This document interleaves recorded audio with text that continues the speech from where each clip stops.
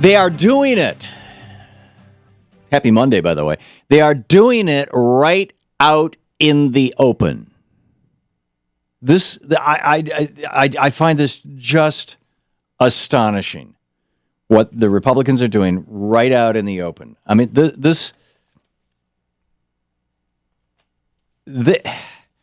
I'm speechless. The Republic here. Let me. I'm stuttering here. Let me back up a little bit. Ronald Reagan is negotiating the strategic arms reduction talks. Start with Mikhail Gorbachev in 87, I think it was, maybe 88. Can you imagine if the Democrats in the United States Senate published an open letter to President Gorbachev saying, well, I'll give you the exact language, actually. It has come to our attention while observing your nuclear negotiations with our government that you may not fully understand our constitutional system. Anything not approved by Congress is a mere executive agreement. The next president could revoke such an executive agreement with the stroke of a pen, and future Congresses could modify the terms of the agreement at any time. In other words, Mr. Gorbachev, don't bother talking to Mr. Reagan. We're in charge. Can you imagine if Democrats had done that? That I just quoted to you from a letter that 47 Senate Republicans just signed and sent to the leadership of Iran. This is treason.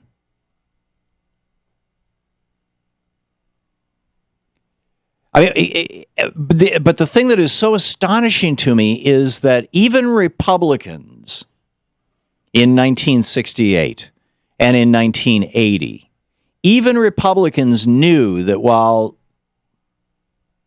messing with foreign policy could produce a highly desirable partisan response, in other words, they would win elections, you had to do it in secret at least, because the American people would not tolerate the Republicans blowing up negotiations. So in 1968, when Richard Nixon was running against Hubert Humphrey, who was then the sitting vice president of the United States, and Lyndon Johnson had negotiated in the summer of 68, had negotiated successfully an end to the Vietnam War with the South Vietnamese and the North Vietnamese.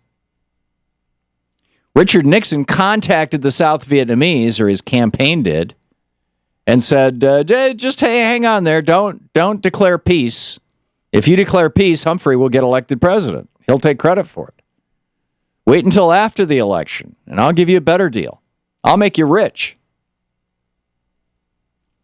And of course, the Nixon campaign talking to the South Vietnamese government was intercepted by the CIA, and the CIA took that interception directly to President Lyndon Johnson and said, "Sir, we've got a problem. Richard Nixon is messing with our foreign policy activities with regard to the Vietnam War.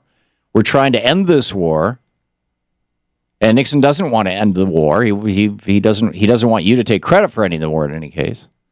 And so President Johnson calls up his good friend, Republican Senator Everett Dirksen of Illinois, one of the most high-integrity, highly regarded conservative Republicans in the United States Senate, and has this conversation with Everett Dirksen about Richard Nixon committing treason.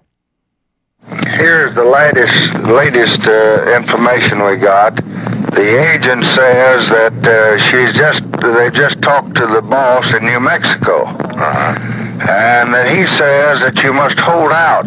Just hold on until after the election. We know what Chew is saying to them out there. Yeah. We're pretty well informed on both ends. Now, I'm reading their hand, Everett. I don't want to get this in the campaign. That's right. And they oughtn't to be doing this. This is treason. I know. This is treason. I know. Well, Richard Nixon was successful in his treason. South Vietnam did refuse to go along with the peace agreement that Lyndon Johnson had worked out, and thus Hubert Humphrey did not become president. Or in 1980.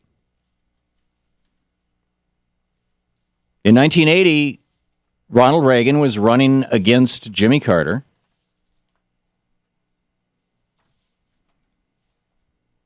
And was way ahead. I mean, Carter was way ahead of Reagan. Everybody considered Reagan a crackpot. I mean, we knew he was a hardcore right winger. He had ended free college in California. He had, amped up the drug laws. Everybody knew what Reagan was all about, and nobody thought that he had a serious chance of becoming president of the United States. And then Carter started asking Americans to pray for the hostages, and the news media started keeping a trail, how many days that they've been gone, and Carter's popularity started sinking. Carter tried a secret rescue mission. It failed, and then his popularity really collapsed. And then we read in the Christian Science Monitor, this is March 5th, 2013. This is almost exactly 2 years ago.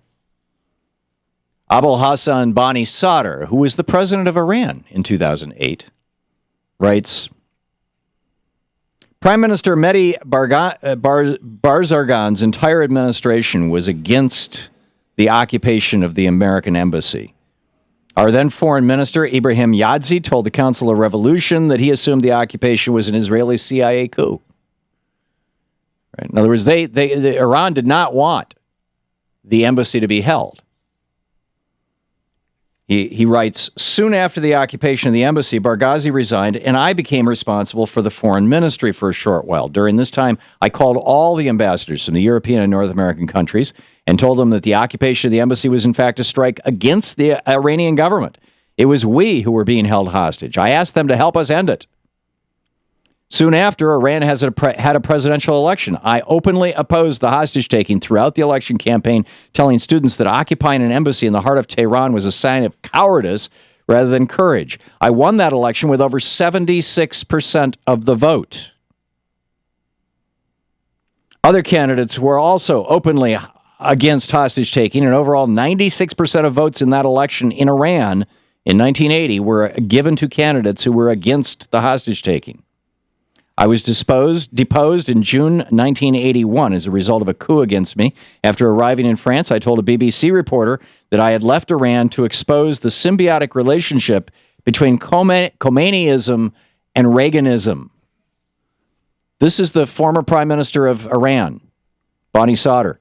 Ayatollah Khomeini and Ronald Reagan had organized, he writes, a clandestine negotiation, later known as the October Surprise, which prevented the attempts by myself and then U.S. President Jimmy Carter to free the hostages before the 1980 U.S. presidential election took place. The fact that they were not released tipped the results of that election in favor of Reagan. Two of my advisors, Hussein Navid Safiv and Sadr al-Hafezi, were executed by Khomeini's regime because they'd become aware of the secret relationship between Khomeini, his son Ahmad, the Islamic Republican Party, and the Reagan administration. That was treason too. But back then, the Republicans knew they had to hide it.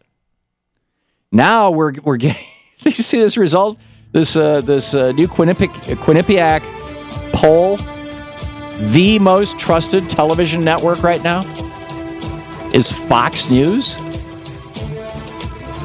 This is the state of information in America, that the Republicans now feel that they can just be right up front, right out in public with their treason. They don't have to go sneaking around back alleys like they used to back in 1980 and 1968. They just do it right there for the world to see.